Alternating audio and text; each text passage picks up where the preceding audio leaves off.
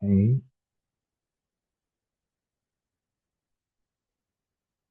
Bueno, voy a seguir con esa pantalla. Eh, bueno, se ve ahí el título, pero. Ok. Bueno, esta clase la modifiqué un poco con respecto al año pasado, le agregué algunas cosas y vamos a ver fundamentalmente cómo enfrentar a un paciente que tiene una dermatitis y a través de eso poder ver cómo nos aproximamos a este paciente desde el punto de vista de cuando usted está frente a un paciente que le dice, llego con algo rojo que me pica. ¿Y por qué pusimos ese título?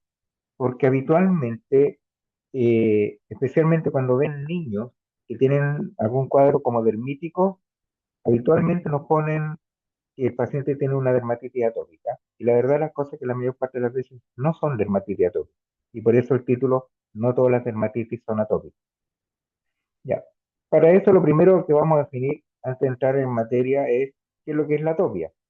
Y puse una definición obtenida por inteligencia artificial y que la atopia se define como una predisposición genética a desarrollar enfermedades alérgicas caracterizadas por una respuesta inmunitaria exagerada a sustancias que en condiciones normales no deberían causar problemas, por ejemplo, alergenos. Estas reacciones pueden ser manifestarse como asma, rinitis alérgica, dermatitis atópica y entre otras, pero ahí hay que entender que en realidad es una respuesta exagerada, inclusive de respuestas de tipo no alérgica. Yo siempre doy el mismo ejemplo. Por ejemplo, si todos nosotros, cualquiera de nosotros va a un asado y se acerca el humo y llega el humo a nuestra cara, probablemente nos pondremos los ojos un poco llorosos y quizás tosamos un poco. Bueno, un atópico se va a ocurrir. Ya es una respuesta exagerada al mismo estímulo. Eh, ahora, en la dermatitis atópica, para que definamos al tiro lo que es la dermatitis atópica, el rasgo primario básico es el prurito, ¿ya? Por lo tanto, la dermatitis atópica debe picar. Dermatitis atópica que no pica no es una dermatitis atópica, en esencia, ¿ya? Así que es muy importante ese rasgo. Si no hay prurito, no hay dermatitis atópica. Y rasgos secundarios, a lo menos dos de distribución típica, que la vamos a ver, historia personal o familiar de atopia, dermatitis crónica recurrente, inicio ante los 2 años, historia de piel seca generalizada. Ya, esto le hace pensar a usted inmediatamente, cuando dice historia personal o familiar de atopia, es que la dermatitis atópica es un diagnóstico que se hace a lo largo del tiempo, no es un diagnóstico que uno hace necesariamente a la primera consulta, sino que hay una historia previa que uno tiene que indagar o ver qué es lo que está pasando a futuro. Entonces, rasgos terciarios, a lo menos tres de los criterios menores de Hanifin-Rafka, que son muchos. Voy a borrar que son la típica lacerosis, la ictiosis, la reactividad cutánea tipo 1, IgA sérica elevada, inicio temprano de enfermedad. Son puros criterios que ustedes pueden encontrar por cualquier lado, pero así que visibles van a tener fundamentalmente eh, el pliegue de Annie Morgan en los niños pequeños, que es muy característico, que es un doble pliegue en el párpado, y que son niños de mejilla roja y pálidos en torno a la boca. Eso es lo principal que van a ver en niños atópicos. Entonces, la expresión típica en los menores de 2 años tiende a ser más bien facial y extensora, mientras que en los niños mayores de 2 años tiende a ser flexora, especialmente antecubital y poplitea. Entonces, tener presente mucho. Deben haber placas dermíticas. Si no hay placas eczematosas, no hay dermatitis. Por lo tanto, no confundir que un niño que, por ejemplo, tiene bronquitis obstructiva y tiene la piel seca, tiene dermatitis atópica. No, para hablar de dermatitis atópica tiene que haber dermatitis, tiene que haber placas de eczema. No hay dermatitis atópica sin eczema, por definición. Dos, debe haber prurito, debe picar. Y tres, en otras palabras, dermatitis sin pruritos no es dermatitis atópica y prurito sin dermatitis no es dermatitis atópica.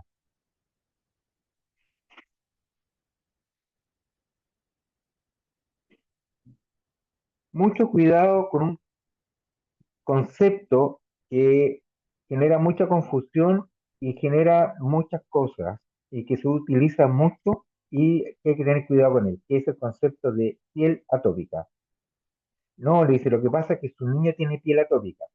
Hay que tener cuidado porque cuando uno le pone etiquetas a las cosas, las etiquetas tienen significado especialmente para padres que son de repente muy aprensivos y que entonces dicen, no, que el niño es atópico, entonces cuidado, que no esto, que esto, otro, que no puede comer esto, que no puede poner esta ropa. Hay que tener harto cuidado. Habitualmente la principal causa que hablen de piel atópica es cuando ven niños que tienen estas dos cosas que ustedes ven en la foto. ¿Ya? Una, en el brazo ven estos puntitos rojos, esta zona roja que si ustedes pasaran la mano para ahí se tocaría como áspero, como piel de lija o piel de gallina, y eso se llama queratosis pilar. Y a la derecha pueden ver la típica niña que tiene estas manchas blancas en la piel que se llaman pitiriasis alba. Bueno, ni la queratosis pilar ni la pitiriasis alba son signos patognomónicos de atopia, de dermatitis atópica, ni mucho menos. De hecho, son criterios menores en los diagnósticos de atopia. ¿Ya? Y la queratosis pilar y la pitiriasis alba pueden verse en personas totalmente sanas. ¿Ya? Por lo tanto, cuidado con poner motes, poner apellidos, poner etiquetas que después cuesta que los papás se las saquen. O sea, a uno le llega mucho la consulta que dice, no, que lo que pasa es que mi niño es atópico. ¿Y por qué es que no era atópico? No, porque siempre tenía estas manchitas blancas en la cara y los brazos así ásperos. Eso no es atopia. El ser atópico es esta manifestación de hiperreactividad inmunitaria a diferentes elementos y en distintos órganos. Entonces hay que tener cuidado con el concepto de atopia. No toda cosa es atopia.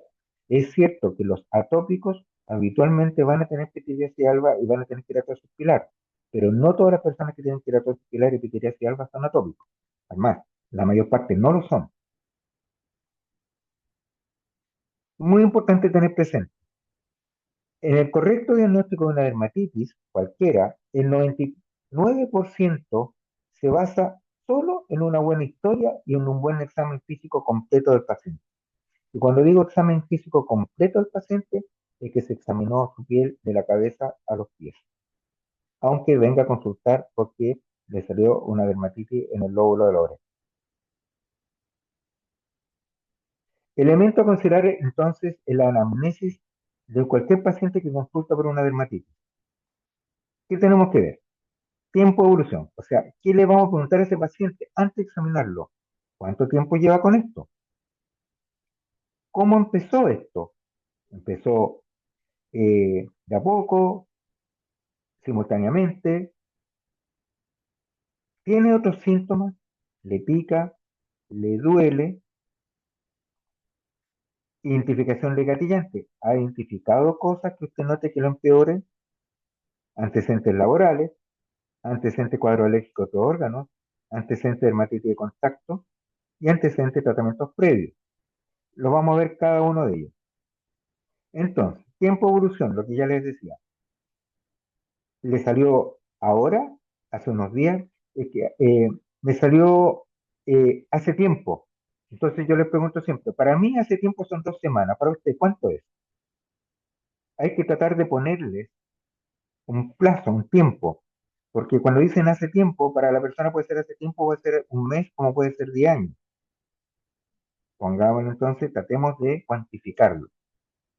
Entonces, es reciente, lleva tiempo, es recurrente, que no es lo mismo que crónica. Crónica es una lesión que yo la voy a tener siempre, de repente un poco más activa, un poco menos activa, pero siempre va a estar.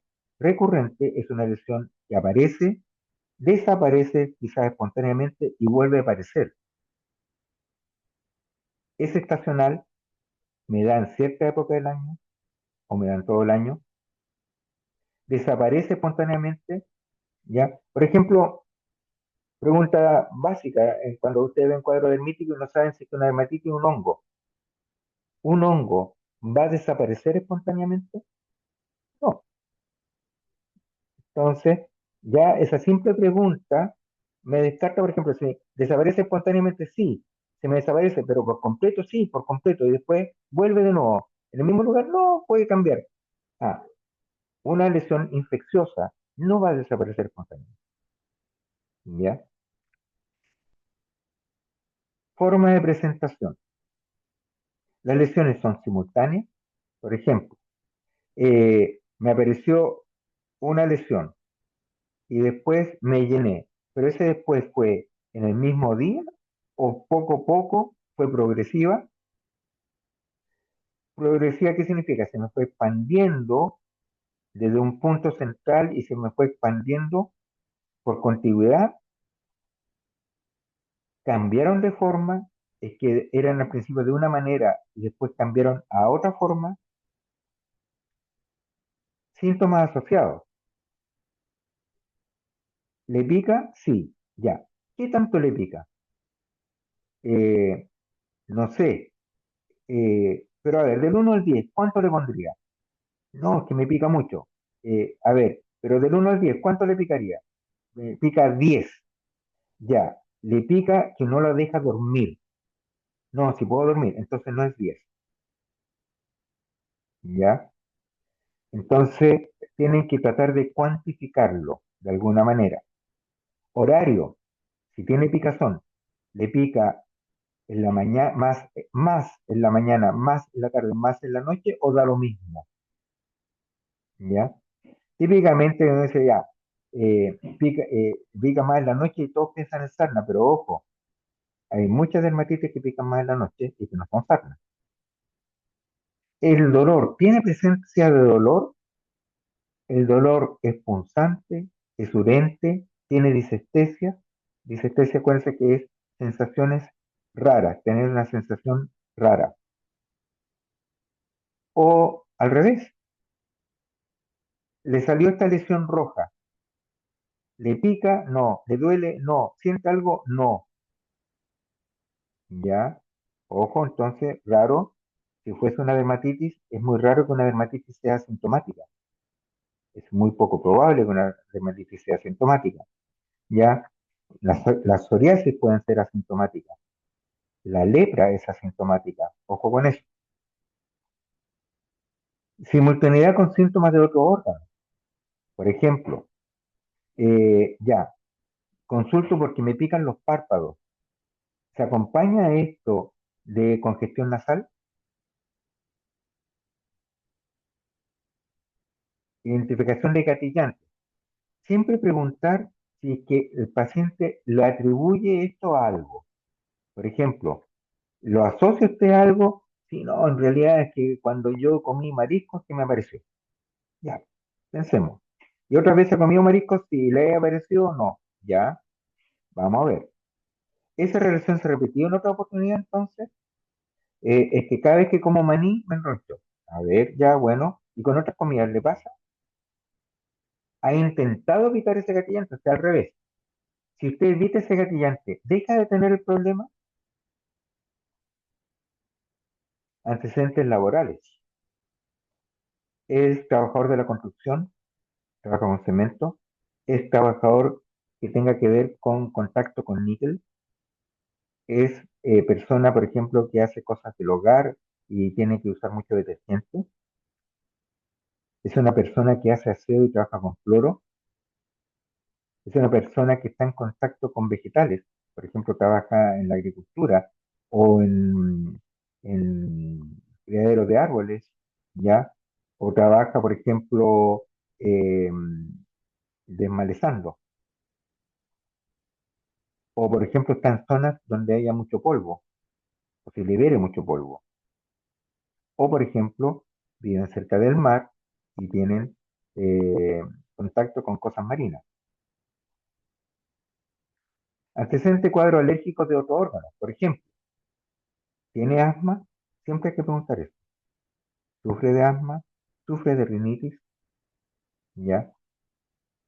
¿Sufre de conjuntivitis? ¿Tiene síntomas digestivos?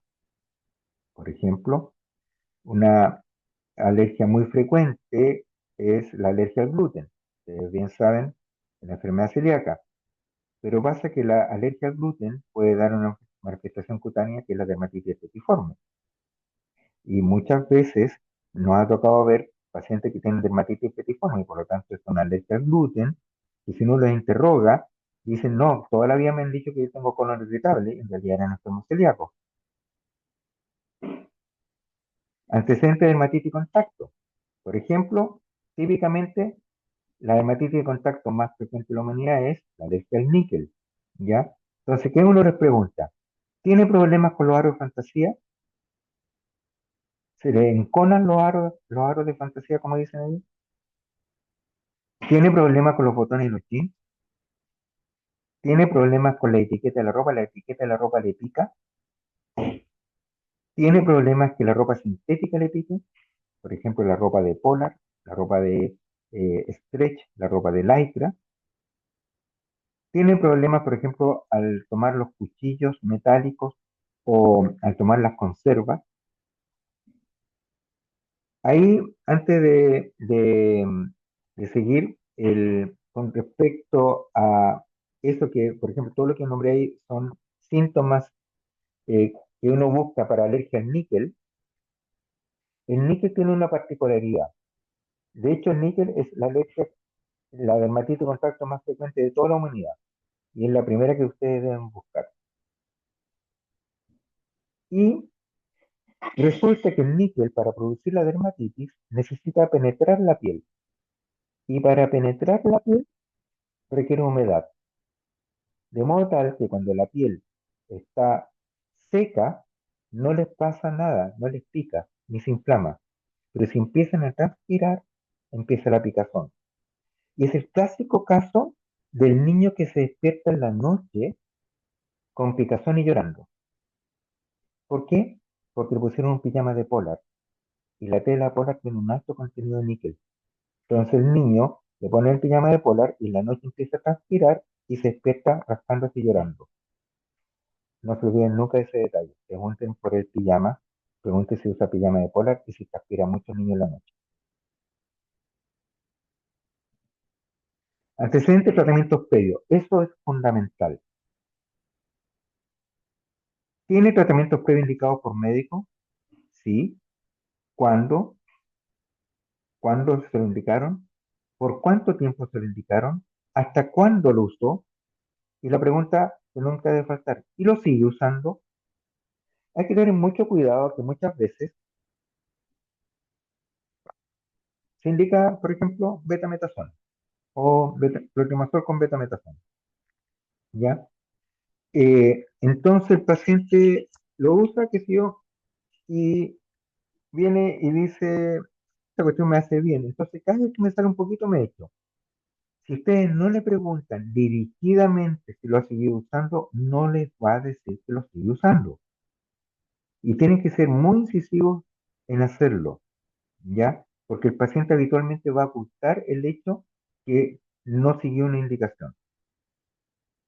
Y, por otro lado, preguntar dirigidamente si se ha automedicado, ¿ya? Recuerden que la cultura chilena lleva a muchos a que vayan a comprar antes de la farmacia antes de consultar al médico.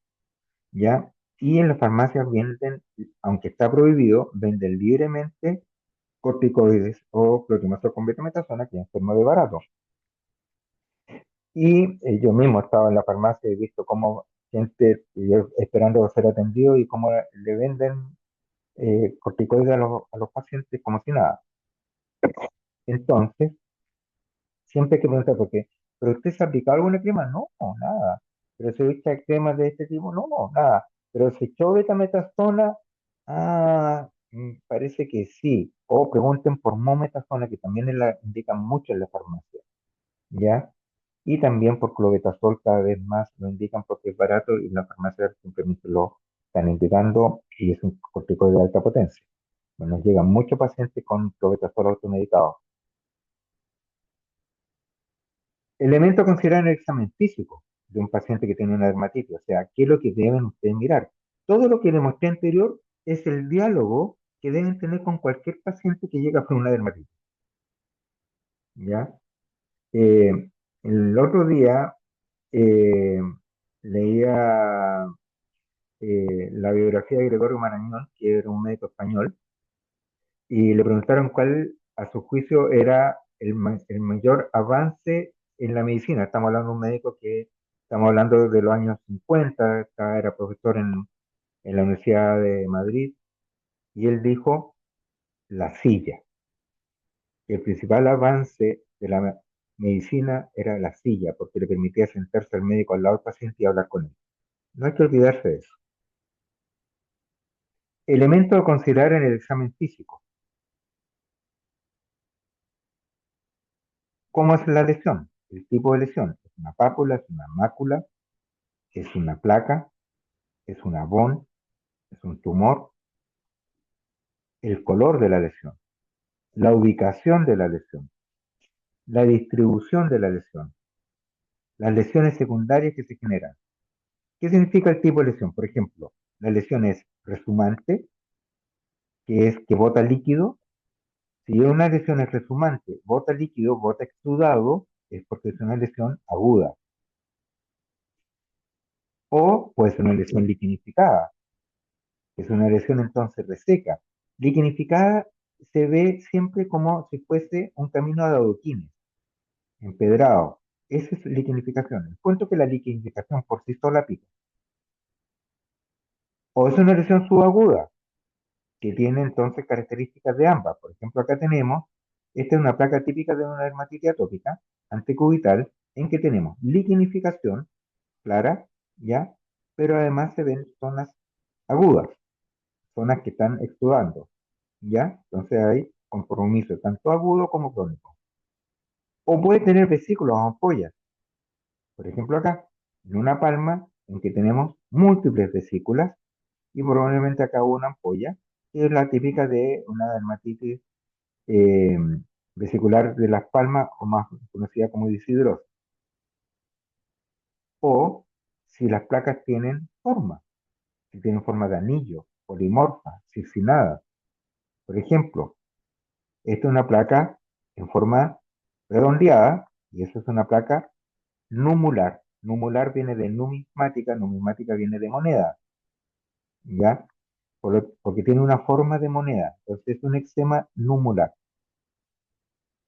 O puede tener lesiones que tendan a formar anillos, ¿ya? Fíjese esta lesión que tiende a formar anillos, pero acá hay un detalle, porque muchos podrían pensar, una tiña, porque tiende a hacer formar un anillo, el centro se ve como mejor que en la periferia, pero hay un detalle, no tiene escamas en la periferia, no es una lesión circinada, este es un granuloma anular. La diferencia entre un granuloma anular y una tiña es que el granuloma anular es una placa dérmica, por eso no tiene escamas, mientras que una tiña es una placa epidérmica y tiene escamas.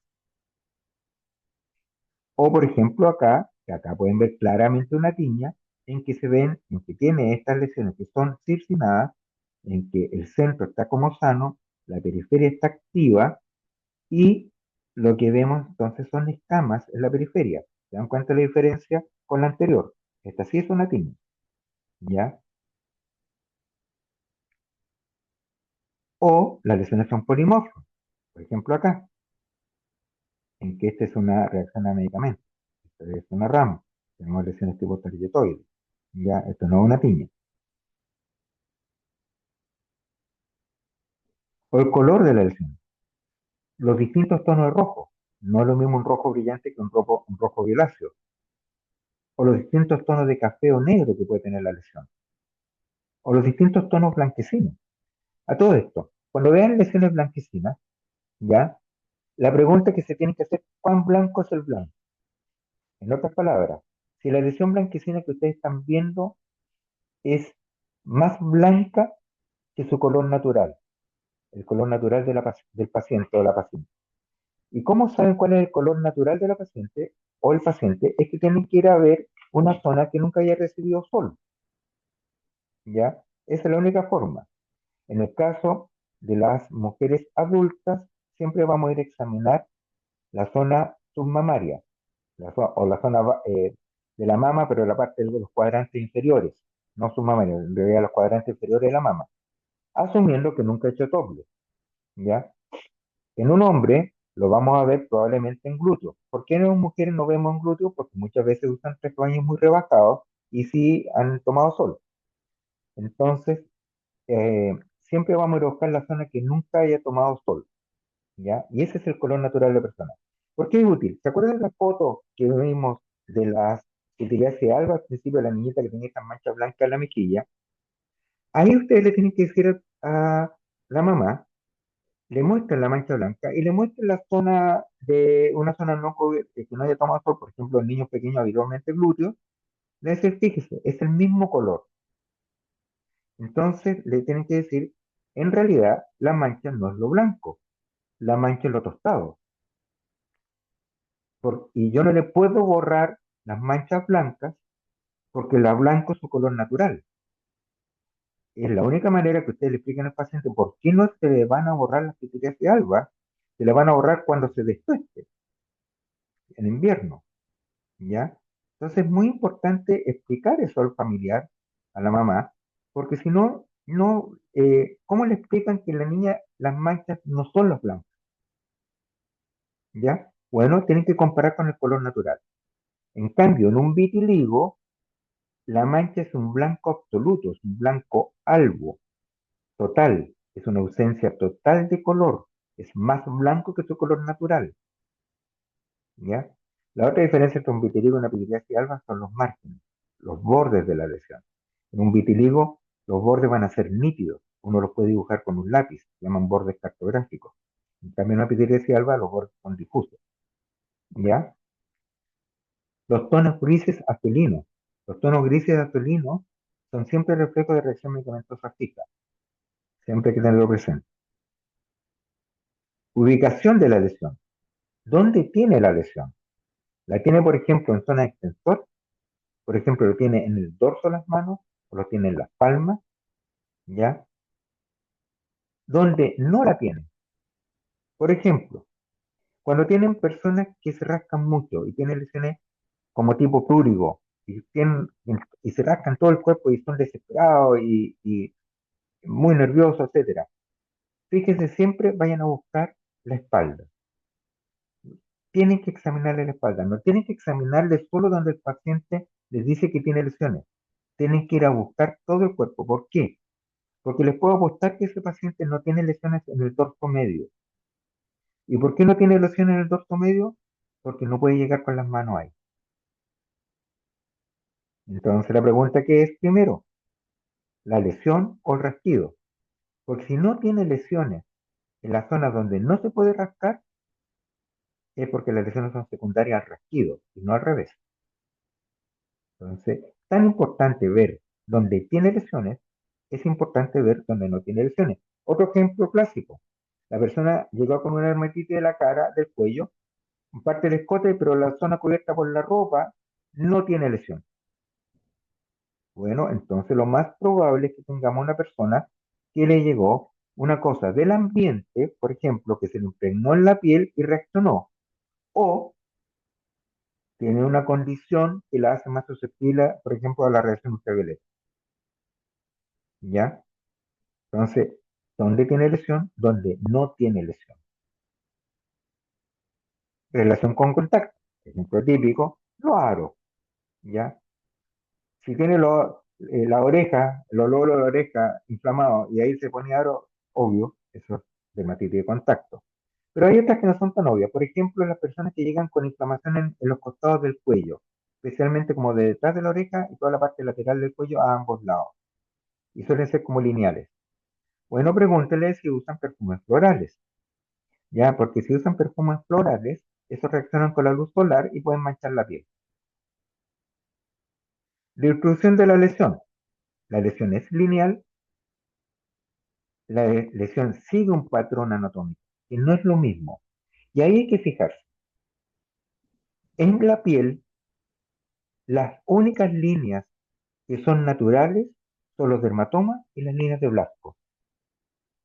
Para quienes no se acuerden, las líneas de Blasco son las líneas de distribución germinal, que es cómo se van distribuyendo las células a lo largo del desarrollo embrionario.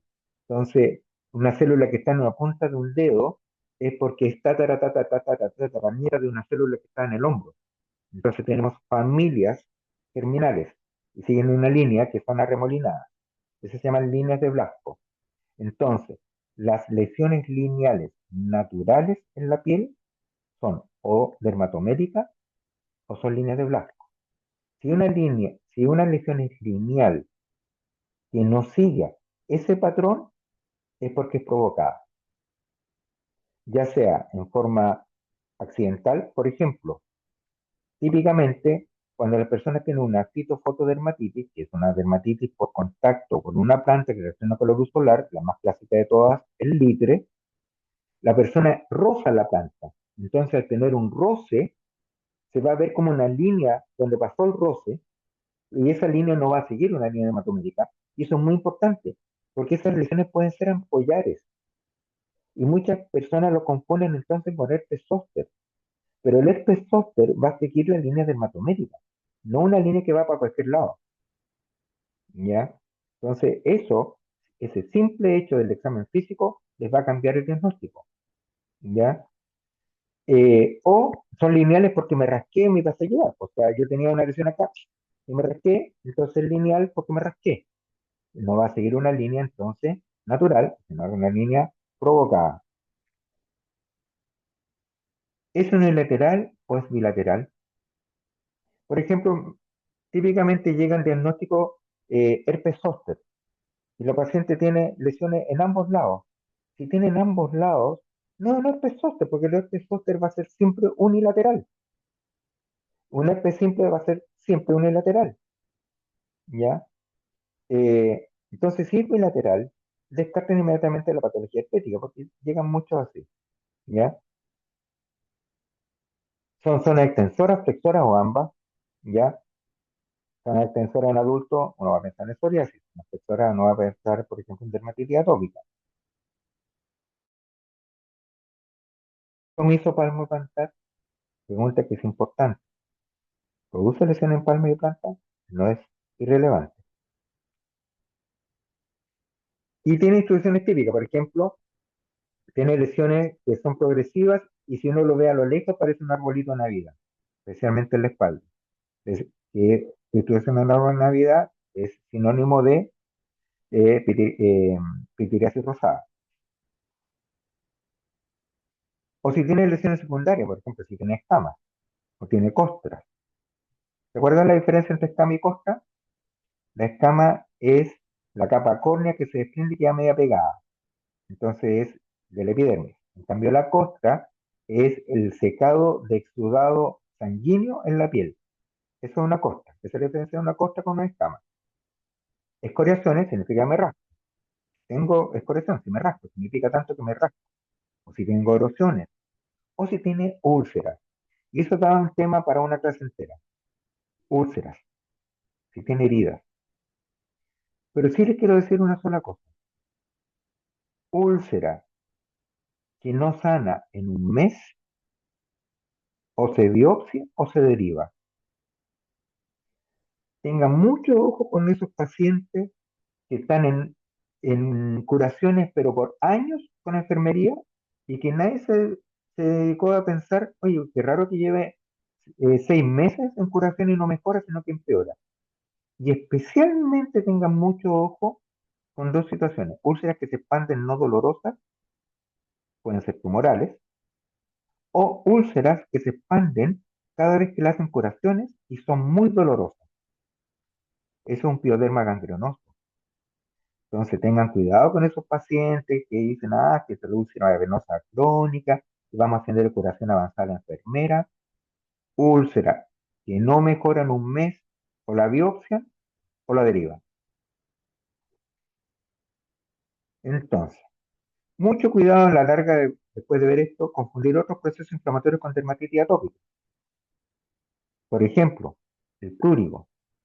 Por ejemplo, la dermatitis seborreica, la dermatitis contacto alérgica o irritativa, la dermatitis del área del pañal o la eritema facial fisiológico u otras cosas de dermatitis. Por ejemplo, el plúrigo lo van a ver mucho en niños. Eso no es dermatitis atópica. El plúrigo es la reacción papulovesicular que afecta cualquier parte de la piel Y habitualmente, o sea, no habitualmente, es de hecho la reacción alérgica más frecuente en la infancia. Se estima que uno de cada tres niños tiene prurigos. Y es, en esencia, en más del 90% de los casos, es una reacción a picaduras de insectos. Y no es que cada una de esas sea una picada, es una picada y el resto es la reacción alérgica a las picadas. No es que se lo coma la pulga al niñito, es una picada y el resto es la reacción alérgica a las picadas. O sea, puedo tener una picada en la mano y me pueden salir lesiones en las piernas. ¿Ya? Ahora, ¿dónde está el problema? Que habitualmente, por una cosa casi histórica, y especialmente en pediatría, se da mucho que dicen que el prurito es por alimento. Entonces el niño no debe comer maní, no debe comer huevo, no debe comer pescado, el pobre cabro chico no come nada. Y la verdad es que solo el 5% de los pruritos son por alimento. El 95% de los pruritos son por insectos, ¿ya? Y, eh, y por lo tanto las restricciones alimentarias están de más. No confundir ahí eh, una cosa, que es que cuando el prurito es por alimento, va a haber una clara correlación entre la ingesta del alimento y la aparición de nuevas lesiones, ¿ya? Entonces, como a lo que soy alérgico y en 1 o 2 horas después empiezan a aparecerme nuevas lesiones y me aumenta considerablemente el prurito, que no es una urticaria, sino que es prurigo. Son estas lesiones que son como un volcancito, ¿ya? No confundir que yo puedo comer alimentos que me pueden aumentar la picazón. Y eso son alimentos que son liberadores de histamina. El más clásico de todos, que obviamente no lo va a comer un niño, es el ají, ¿no es cierto? El ají nos pica el cuerpo, ¿no es cierto? Cuando comemos ají nos pica el cuerpo, ¿ya? Pica la boca y, bueno, mejor no sigo.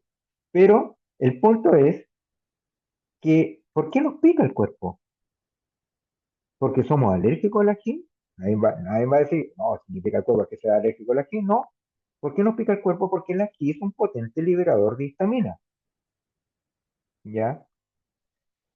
Y alimentos liberadores de histamina hay muchos. Por ejemplo, clásicamente, y que lleva mucha confusión, el plátano y la naranja. Entonces dice que el niño es alérgico al plátano. No, lo que pasa es que el plátano le aumenta la picazón, pero no es que si fuese el púrigo fuera por el plátano, al comer plátano al niño le saldrían nuevas lesiones. Pero si al comer plátano al niño lo que pasa es que le aumenta la picazón, pero no le salen nuevas lesiones, es simplemente por efecto de liberación de histamina. ¿Ya? Entonces, el manejo del prurito es fundamentalmente sintomático. ¿Ya? Obviamente se tiene que evitar el contacto excesivo con insectos, pero lo que no debo hacer es ponerlo en una burbuja. ¿Por qué? Porque el prurigo a la larga se mejora solo. En el 80% de los casos desaparece antes de los 6 a 8 años de edad. ¿Por qué? Porque de tanto ser picado se produce tolerancia inmunológica. Entonces el niño necesita ser picado, lo que no necesita es ser hiperatacado, ¿ya? Y el tratamiento del prurigo, solo el tratamiento es con antihistamínicos. El uso de corticoides es muy excepcional solo si el niño está muy afectado. No se usan mezclas de antihistamínicos con corticoides y se pueden usar soluciones antihipertensivas atópicas. Con respecto a antihistamínicos, si bien no lo vamos a tratar en esta clase, no olvidarse de un detalle, que la loratadina y la desloratadina son muy buenos antihistamínicos para lo respiratorio, pero son pésimos para la piel. Bajan muy poco el prurito. Por favor, no indicar loratadina ni desloratadina para tratar prurito, ¿ya? Para tratar prurito van a usar o antihistamínico primera generación, clofenamina, hidroxicina, o si van a usar de segunda generación, van a usar cetiricina, tercera generación, levocetiricina, fexofenadina, rupatadina, ¿ya? Eh, se me olvidó uno que me acordaré. Pero en general, por favor, loratadina, desloratadina, por ningún motivo para tratar fluido. O acá tenemos dermatitis seborreica, ¿ya? Tenemos un eritema con descamación, que es descamación un poquito verdosa, ya la costa láctea, y eso obviamente no es una dermatitis atópica. En el manejo de la dermatitis seborreica, hacer un aseo normal, usar emoliente, pero nunca, nunca, nunca aceite emulsionado o vaselina. Existe mucho la creencia de que la dermatitis seborreica hay que limpiarla con vaselina y todo lo contrario. ¿Por qué? Porque la dermatitis seborreica lo que hay es aumento de grasitud en la piel del niño. Si yo le pongo vaselina, que es grasa pura, le estoy aumentando la grasitud, ¿ya? En algunos casos usamos antimicóticos cuando está muy intensa. ¿Por qué? Porque la dermatitis seborreica está mediada por la presencia de un hongo que es la Malassezia furfur y que eh, se come la grasitud. ¿Y por qué los niños tienen dermatitis seborreica? Por el aumento de la seborrea, que tiene un efecto protector de la piel, y ese aumento de la seborrea está relacionado mucho con efectos hormonales traspasados muchas veces a través de la leche materna. Y rara vez usamos corticoides, pero hay veces que están muy inflamados, los tenemos que usar, pero eso es excepcional. Ahora, finalmente vamos a entrar al tema de dermatitis en algunas cosas de manejo. Y cuando tenemos una dermatitis, lo primero que tenemos que preguntarnos si esa dermatitis es irritativa o es alérgica, ¿ya? Que no es lo mismo. Los pacientes siempre así tengo una alergia, pero esos médicos deben saber que no es lo mismo irritación que alergia, ¿ya? Y sabemos que irritación es una respuesta física o una respuesta relacionada al agente que lo produce, mientras que la alérgica es una respuesta inmune que va a estar mediada. Yo siempre doy el mismo ejemplo. Bueno, y las tanto de dermatitis irritativa como alérgica pueden ser agudas o crónicas. El año pasado creo que expliqué lo mismo y el mismo ejemplo que le explico a los pacientes, a la familia. Siempre hago el ejemplo. Suponga que acá encima de la mano pongo una virutilla metálica esta para limpiar ollas, ¿ya? Bueno, si yo pongo la virutilla encima de la mano sin moverla, si soy alérgico a la virutilla, al metal, sin moverla, se me va a empezar a poner rojo, se me va a empezar a inflamar y esa inflamación inclusive va a ser más extensa del contacto que tiene la virutilla. Va a ser más grande que la zona de contacto. No va a ser solo la zona de contacto, va a ser más extensa. ¿Ya? Pero supongamos que yo pongo la virutilla, no la muevo y no me pasa nada. No me pica, no me molesta, no se me pone rojo. Pero yo soy una persona que me quiero autoflagelar y empiezo a mover la virutilla.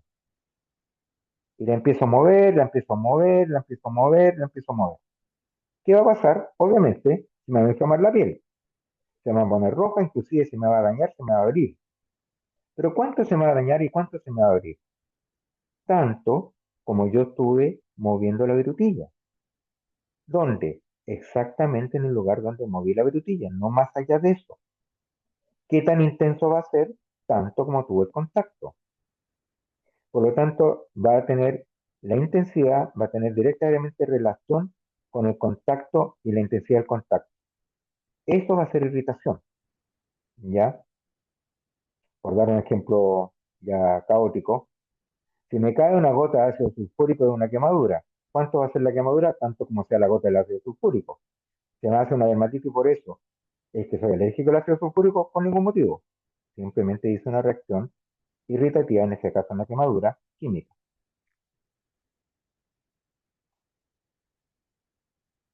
Por ejemplo, ejemplos típicos. Dermatitis de contacto, en este caso en torno a la boca, aguda, intensa, por un cosmético. O dermatitis crónica de mano, fisurada y liquinificada, y este paciente trabajaba en la construcción y esto era el cemento. O la típica dermatitis de contacto al níquel, y en este caso también al cuero. O la típica dermatitis de contacto al níquel, por ejemplo, por los botones de los jeans. En eso, los botones de los jeans, hay mucha gente que le pone esmalte para uñas eh, o la tapan los botones de los jeans con una tela de algodón. Lamentablemente no sirve de nada, porque el algodón, si se moja, transmite el níquel igual. Y el esmalte para uña puesto se demora menos de una hora en desaparecer con el roce de la piel, ¿ya? Eso no es un chupón, esa es una dermatitis de contacto por perfume. Y acá tenemos dermatitis liquinificada de una persona que trabaja en el campo. Fíjese que tiende a tener como líneas, rayas, que van para distintos lados, eso por roce de plantas. O una dermatitis de contacto por peróxido de benzoilo en tratamiento del acné. O una dermatitis de contacto alérgica al látex del condón. O la dermatitis del área del pañal, clásica, en que en la dermatitis del área del pañal siempre se deben fijar si hay compromiso del pliegue y si empiezan a haber lesiones satélites. Si empiezan a haber lesiones satélites porque ya está contaminada con cándida.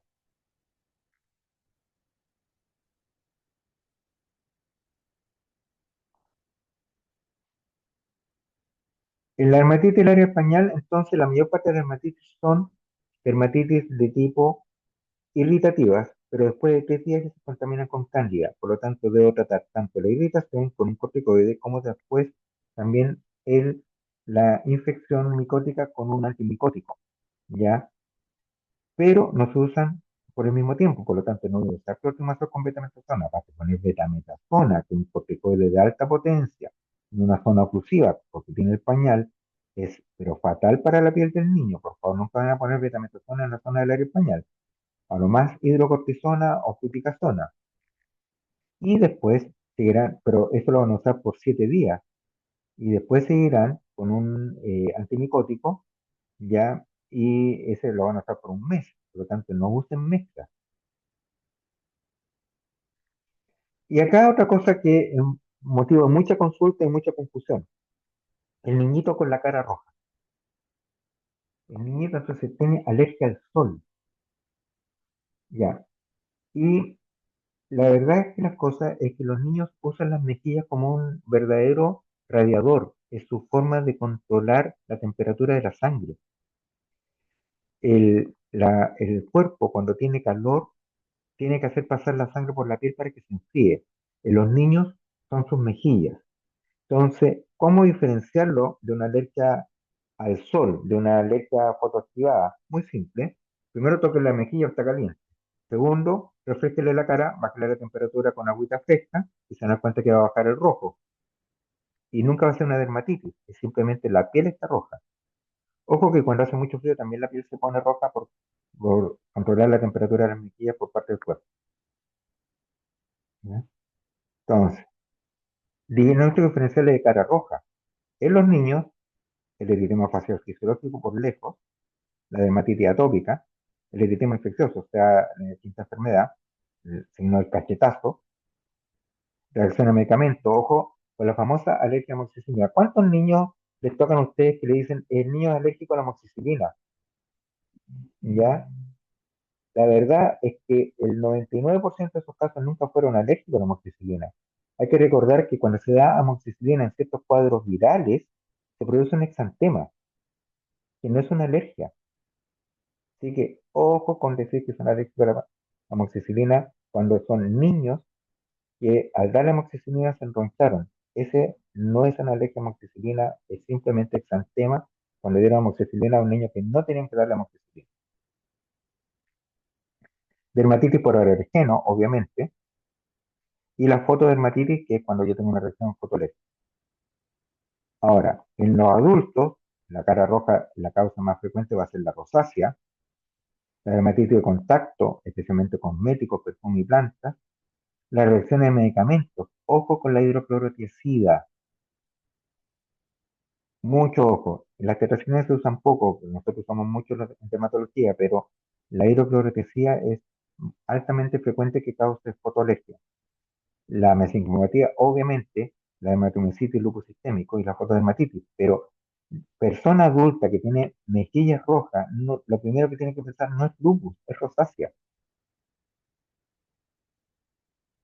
Finalmente, desde el punto de vista terapéutico, un solo concepto: ¿cuándo debo usar crema, ungüento o loción? Y para eso vamos a entender qué es lo que es una crema, un ungüento o una loción. En general, todo preparado tópico va a ser una mezcla entre agua, aceite y un polvo. Y obviamente el principio activo que va a llevar, que actualmente va a ser parte del polvo. Entonces, una crema, la base es agua, a la cual se le emulsiona aceite, pero esencialmente su base es agua, y a la cual se le agrega un polvo. Mientras que un ungüento, la base es aceite, a la cual se le emulsiona agua y se le agrega un polvo. Entonces, una crema, la base es agua, en un ungüento, la base es aceite. Y una loción, la base va a ser agua o alcohol, a la cual se le agrega un polvo y no tiene aceite. ¿Ya? Entonces, ¿cuál usar en cada cosa? Y acá nunca se olviden de este concepto. El agua se combate con agua. Entonces, cuando yo tengo una lesión aguda, son lesiones que son resumantes, que botan líquido. Si yo le pongo un ungüento, ¿cómo se llevan el agua y el aceite? Mal. Por lo tanto, no va a entrar el principio activo y por lo tanto, en vez de mejorar, va a empeorar. Entonces, si yo tengo una lesión aguda, resumante, voy a usar una crema. En cambio, si yo tengo una lesión crónica, liquenificada, engrosada, cuando tenemos liquenificación es una superposición de capas córneas. Las capas córneas son puras membranas celulares. La membrana celular, recordemos que son capas bicapa lipídicas, por lo tanto son lípidos, son aceites. Entonces voy a poner un ungüento y no voy a poner una crema. Y en una zona pilosa o en una zona extensa voy a usar una loción. Y en zona seborreica voy a usar un gel. Bien, me extendí harto, así que espero no haberlo aburrido y obviamente disponible a todas las preguntas que ustedes quieran hacer. Sí, doctor, muchas gracias. Muy buena la clase, muy explicativa. Todo súper claro. Por mientras resolvemos las preguntas, se va a compartir el QR de la asistencia para que lo puedan ir llenando mientras resolvemos las preguntas que hay en el chat.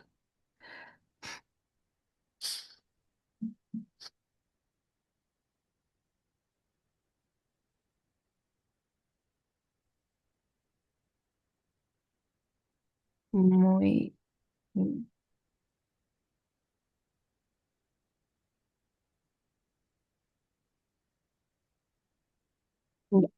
La primera pregunta la realiza Gladys.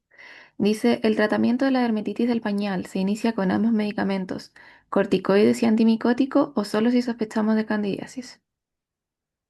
Buena pregunta. En general, si ustedes ven en una dermatitis pañal muy inicial y solamente ven el compromiso irritativo, por ejemplo, no tiene compromiso el pliegue, no tiene lesiones satélites, puede ser solo con el corticoide por 7 días más una crema protectora. Por otro lado, si ya sospechan que hay una candidiasis, no pasen al tiro con el antimicótico porque puede irritar. Lo que yo hago habitualmente es indico el corticoide por 7 días y al cuarto día de tratamiento con el corticoide agrego el antimicótico. Le doy muy indicado a la mamá, mira, vas a empezar con esta crema y cuando lleves 4 días con esta crema vas a agregar esta otra. Y esta crema la vas a usar por 7 días y esta otra la vas a usar por un mes, aun cuando se desaparezcan las lesiones. ¿Ya? Entonces traslapa un poco las dos. Nunca partan al tiro con muchos que estén sospechando una candidiasis, está lleno de lesiones satélites, muy roja, inclusive con zonas blanquecinas. No partan con el antimicótico al tiro porque le puede irritar. Excelente. Muchas gracias, doctor. En otra pregunta, Catalina dice, ¿cuándo realizar test de parche eh, a alguna bacteria ante sospecha ante crisis? Ahí Batería. son muchas preguntas en una. Partimos con la primera. ¿Cuándo realizar test de parche? Es la primera.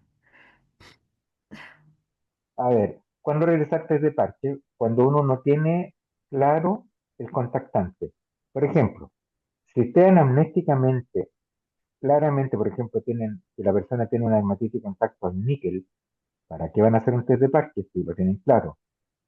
¿Y cuándo lo van a pedir? Cuando tiene lesiones entonces en áreas que no son con el níquel o que evidentemente hace dermatitis que no tienen relación con el níquel, porque el níquel es más frecuente.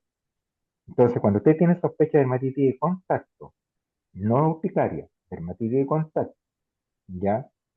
Eh, y no tienen ningún elemento que le haga sospechar una causa probable, eh, ahí sirve el test de Parque. Ahora, hay que tener ojo con el test de Parque. El test de Parque estándar mide 20 contactantes que son los habituales o los más frecuentes.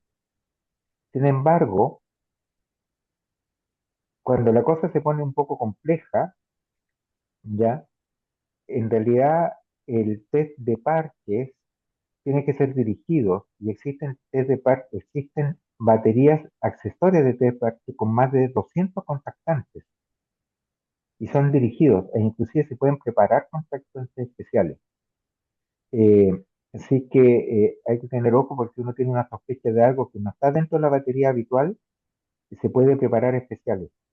No confundir el test de Parkinson con el Quick test. Es un error muy frecuente que nos hacen derivaciones de dermatología para que le hagamos test cutáneos a los pacientes. Bueno, primero, los dermatólogos no hacemos test cutáneos, lo hacen habitualmente los policlínicos de respiratorio, y el test cutáneo, el Quick test, en realidad en dermatología nos sirve de re poco, muy poco lo usamos. Así que no, por favor, nunca confundir que dermatología tiene que ver con los Quick test. Los Quick test son muy útiles para las enfermedades respiratorias, pero muy poco útiles para la piel. Muchas gracias, doctor. Catalina también pregunta, ¿prurigo nodular tiene la misma etiopatogenia que el prurigo insectario? No, ¿No? no. El prurito nodular suele ser inclusive autoprovocado la mayor parte de las veces. Ya pasa a ser lo que antiguamente se llamaba una neurodermatitis. El prurito nodular es una dermatitis que produce estas lesiones elevadas, igual que en prurito, que son muy pruriginosas y que eh, tienen distribución bastante bigarrada, no desaparecen porque en el prurigo insectario las lesiones al cabo de una semana desaparecen y dejan una manchita que con el tiempo desaparece. Si se estima que uno de cada tres niños tiene prurigo, uno debe esperar uno de cada tres adultos con marcas de prurigo y no van a encontrar nunca uno. En cambio, el prurigo nodular, las lesiones están permanentes y ahí, acuérdense de lo que yo les dije recién. Fíjese donde no tiene lesiones de prurigo y se dan cuenta que en la mitad de la espalda habitualmente no tiene lesiones, ¿ya? Lo cual habla de que es primero la lesión o el rasquido. En este caso, habitualmente la lesión secundaria es rasquido. Perfecto. Muchas gracias, doctor. María Ignacia dice, mencionó que evitáramos usar antihistamínicos y corticoides. ¿Se refiere a mezclarlos vía oral y tópico o ambos tópicos? No, no usar las mezclas de antihistamínico con corticoides, típico Codefen, ¿cómo se llama? Plexo, etcétera. Son malas mezclas, porque tú no estás regulando ni el antihistamínico ni el corticoide. Si tú vas a usar, necesitas un antihistamínico y necesitas un corticoide, úsalo por separado con la dosis que corresponde y por el tiempo que corresponde cada uno. En realidad, todas estas mezclas no son muy buenas. Yo siempre hago otra clase que por ahí digo que el, el clotrimazol con betametasona es la crema de los ignorantes, ¿ya? Y que nunca hay que usarla. Y el clotrimazol con betametasona es una crema que sirve solo para dos cosas, o para botarla a la basura o para regalársela a su peor enemigo. No sirve para nada más. Sí. Gracias, doctor. Benjamín pregunta, doctor, ¿por qué la hidroclorotiazida producía el RAM en eritema facial de adulto? Lo que pasa es que la hidrocortesía es fotosensibilizante en muchas personas. Entonces lo van a encontrar es que las personas empiezan como que la cara les pica, ¿ya? Eh, eh, dentro de los medicamentos de uso habitual, la hidrocortesía se caracteriza por la fotosensibilidad. En Chile no es tan frecuente, en otros países parece que hay una razón de genética, en otros países muy frecuente, en Chile no es tan frecuente, pero ojo, cuando hay pacientes que se quejan, vienen por una fotosensibilidad, si toman hidroclorotiazida, inmediatamente lo primero que deben hacer es suspenderla y ver si que con eso mejora. Perfecto. Gracias, doctor. Christopher pregunta, bueno, dice, ¿algún consejo para diferenciar la dermatitis seborreica de impétigo en pediátricos? Sí, pues, el tipo de costra. La costra de la dermatitis seborreica es una costra que es láctea, que es más bien eh, poco adherente, un poco aceitosa, ¿ya? Y que es un poco verde amarillenta, pero fundamentalmente como aceitosa.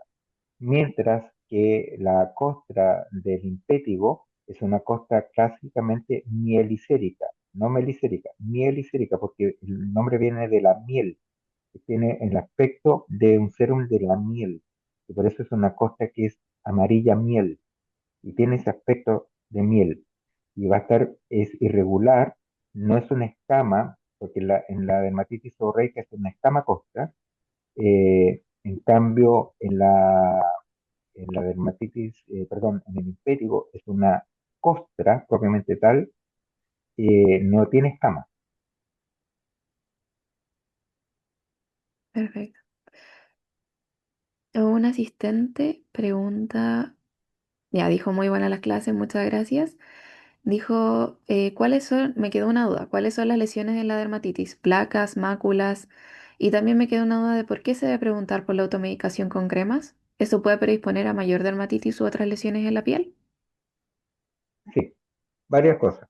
Eh, en una dermatitis uno puede tener placas y máculas, ¿ya? Recordemos que una mácula es una lesión que si uno cierra los ojos y pasa los dedos por encima no la percibe, ¿ya?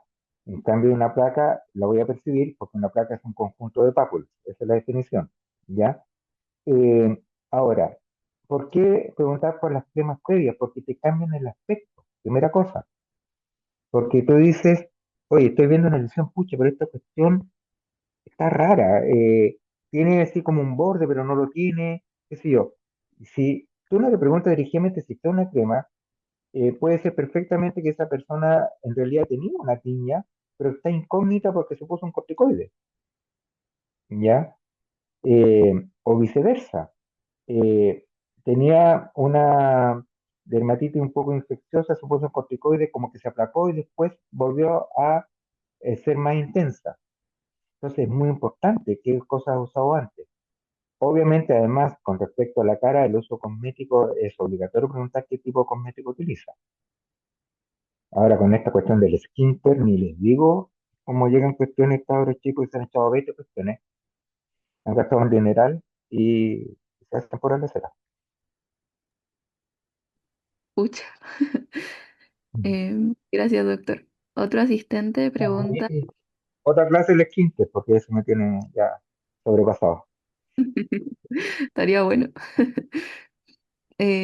Otro asistente pregunta por la alergia a la amoxicilina, si es que podría Ya, profundizarlo un poquito, y cómo se puede ya. diferenciar un sistema común de una alergia a la amoxicilina verdadera. Una alergia a la amoxicilina verdadera probablemente va a ser un eritema un poco más intenso, puede que tenga compromiso de mucosas, ¿ya? Y va a tener una condición en que el paciente se va a agravar considerablemente su cuadro respiratorio probablemente porque va a estar empeorando el proceso inmunitario, ¿ya? Pero hay otro caso importante. La mayor parte de las reacciones alérgicas a medicamentos son mediadas por células, son mediadas por linfocitos, son tipo 4, ¿ya? Y por lo tanto, yo no voy a tener la reacción antes de los primeros 15 días de contacto con el medicamento, ¿ya? Porque son reacciones mediadas por células, ¿ya? Entonces, si me dicen que es primera vez que toma amoxicilina, que a los 2 días se enronchó, es que no es una RAM. Yo habitualmente la RAM la voy a tener a medicamentos que he tomado antes, aunque llevo tiempo tomándolo, ¿ya? Entonces, hay que tener ojo con eso. eh, si es que nunca tomamos amoxicilina y lleva 2 días tomándola y el niño se enroncha, es que habitualmente no es por la amoxicilina, sino que este exantema que se produce en los niños que tienen ciertos tipos de virus y que le dan amoxicilina. Es muy fácil después esperar, obviamente, Lo que pasa, ¿por qué es importante el tema? Porque le dicen, es alérgico a la amoxicilina y los papás suelen exagerar. Y la exageración más suave es alérgico a la amoxicilina, entonces es alérgico a las penicilinas. Entonces, si después le tienen que dar otra penicilina, o sea, ustedes bien sabrán que los dermatólogos somos veneriólogos también, o sea, vemos las enfermedades venéreas.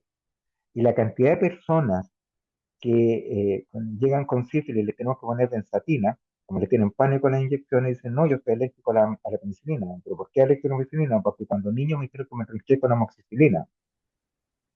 Y entonces esa persona, toda la vida, estoy hablando de personas de 40 años, que dicen, es que yo soy alérgico a la penicilina porque yo soy alérgico a la amoxicilina. ¿Ya? Entonces, y tiene que pensar que las penicilinas siguen siendo la mejor antibiótico para la piel en muchas cosas. ¿Ya? Eh, o lo que es peor, los papás exagerados que dicen el niño es alérgico a la amoxicilina, es alérgico a todos los antibióticos, así que por favor no me ningún antibiótico al niño. Entonces tengan cuidado con ese tipo de diagnósticos, ¿ya? Tienen que estar muy seguros. Claro, puede repercutir después. Ujú. Eh, Rodrigo pregunta, para la dermatitis generada por litre, ¿se recomienda usar corticoides tópicos? Y si es así, ¿en qué frecuencia y por cuánto tiempo? Sí, se usan corticoides tópicos, se usa clobetasol en crema 2 veces al día por 7 a 10 días y prohibición de exponerse al sol, a la luz. Perfecto, doctor. Juliet pregunta, ¿qué antihistamínico es el más recomendado para la dermatitis alérgica? ¿Alguna preferencia, por ejemplo, rupatadina? Eh, depende, depende de la intensidad del prurito, depende de la edad del niño, me explico, o de un adulto. ¿Por qué? Porque, por ejemplo, si es un lactante que se rasca como loco, probablemente, o un preescolar, yo le voy a dejar hidroxicina porque le va a permitir dormir mejor. La hidroxicina además produce sueño. La hidroxicina es un antihistamínico de primera generación que es muy potente, muy bueno para la picazón, pero produce mucho sueño. ¿Ya? Clofenamina es muy bueno para la picazón también. El problema también produce sueño. La diferencia entre clofenamina y hidroxicina es la vida media. Clofenamina es más corto, la su vida media, entonces el efecto dura menos tiempo, hidroxicina es más largo. ¿Ya? Eh, pero sí, los dermatólogos usamos mucho hidroxicina como primera línea en pruritos intensos. En cambio, si tenemos, por ejemplo, un escolar, ¿ya? Vamos a poner probablemente eh, durante el día, si bien los inmunólogos son muy contrarios a lo que decimos nosotros, los inmunólogos dicen no hay que usar dos tipos de antihistamínicos, ellos dicen usar uno solo. Muchas veces uno de día, uno deja un antihistamínico de segunda generación o tercera generación, cetiricina, levocetiricina, por ejemplo, en la mañana, que no le afecte su vida escolar, y si tiene mucho prurito nocturno, eventualmente un antihistamínico sedante que le permita dormir mejor. Pero es cierto también que uno trata de usar el mismo. Rupatadina y bilastina, que es el otro que se me olvidó nombrar recién, son antihistamínicos de tercera generación y que su potencia para prurito es regular a buena, andan bien en urticarias más que en dermatitis, eh, pero no son mucho mejor que levocetirizina o que fexofenadina, por ejemplo, que es muy bueno como antihistamínico de vida media larga. No. Ya nos van quedando las últimas. Nos quedan Ujú. tres preguntas.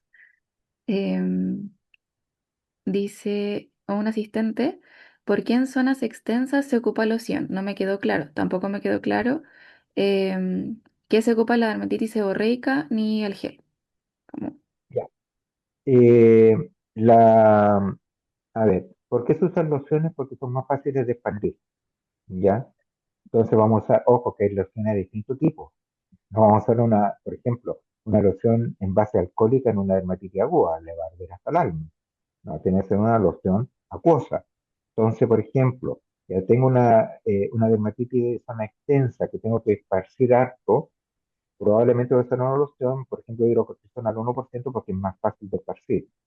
Ahí hay también diferencia porque los dermatólogos utilizamos muchos preparados magistrales que mandamos a hacer, ¿ya? Y muchas veces los médicos generales no tienen mucho la expertise de saber cómo mandar a hacer preparados magistrales, pero para nosotros es muy útil, porque con eso eh, logramos usar las dosis y las concentraciones que queremos realmente, ¿ya? Pero la loción es porque es más fácil de esparcir en cuerpo y más fácil en zona extensa, pero también podría usar una crema, ¿ya? Ahora, con respecto a dermatitis seborreica del adulto, se usan geles porque son más secos, porque en la dermatitis seborreica del adulto lo que tenemos, a ver, por ejemplo, la típica dermatitis seborreica del adulto, la dermatitis perinasal, ¿ya? Y la gente viene porque siente que la piel está seca. ¿Por qué? Porque tiene esta escama, pero en realidad lo que se está es que está muy grasa y la malacesia se está comiendo la grasitud y libera esta escama porque hay liberación de ácidos grasos libres. Entonces, ¿por qué voy a usar un gel? Porque lo que menos quiero es agregarle grasa a esa piel. Tengo que disminuir la grasitud. Entonces, un gel de base acuosa, va a ser un gel que me va a bajar mucho la grasitud y por eso me va a servir más. O voy a usar un gel crema.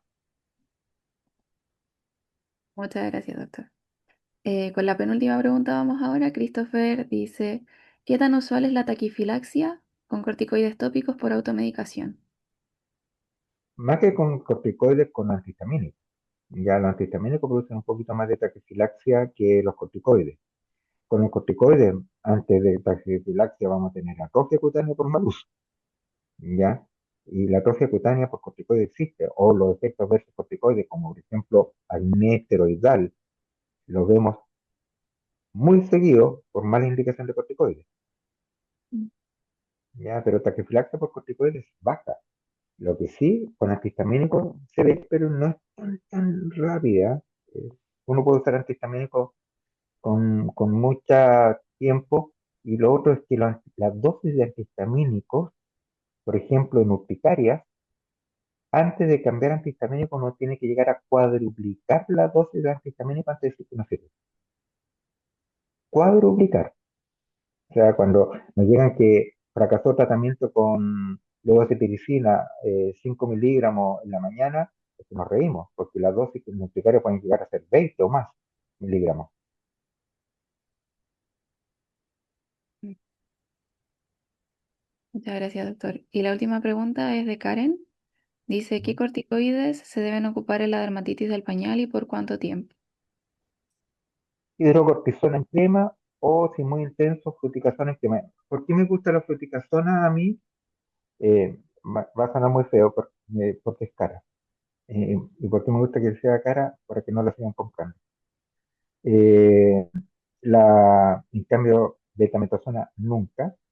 La hidrocortisona al 1% crema genérica es barata, pero la hidrocortisona al 1% loción de marca es carísima. Ojo con eso.